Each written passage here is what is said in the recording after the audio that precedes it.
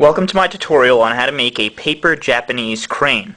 Making the crane involves some new advanced folds, but I will go through step by step on how to make it. What you're going to need is a piece of printer paper. If you have origami or square paper, that should work fine also.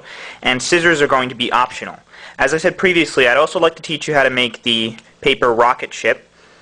So be sure to subscribe by clicking the button up to the right for notification of my future videos. To make the crane, we're going to need a piece of square paper. So what we do with printer paper is we take one of these corners and we fold it until it's on this edge here. And you want to be as neat as possible and line it up edge to edge.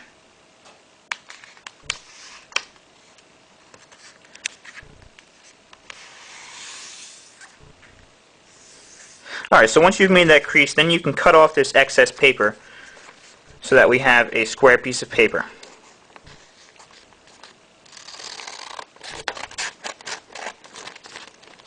And you want to be as neat as possible just so you have a nice straight edge. Alright, so now what you should have is a piece of square paper that has a diagonal fold in it. So now we want to take this paper and we're going to fold it in half this way by lining up the edges, and then we're going to make a crease. Then we can open up the paper again, and then we want to fold it in half going this way.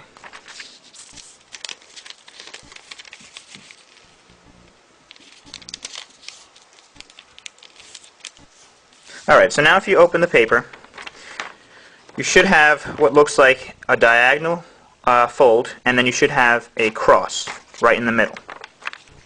So now what we do is we're going to fold the paper in half along this diagonal line that we made previously.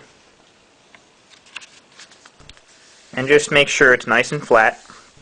And then we're going to kind of lift up this first layer and we're going to tuck this corner piece down here. So make sure you're holding it like this, and you lift up this first layer of paper and you tuck this corner down in the middle here. And then you want to make sure that that's nice and flat in the middle on that new fold.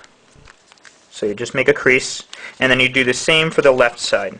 So you want to tuck this corner inside just like that, fold this flap down,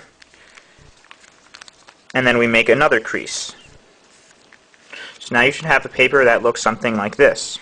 And if you made really good creases when you were tucking the corners in, then you should see a faint line that runs vertically down the middle of this diamond. So what we want to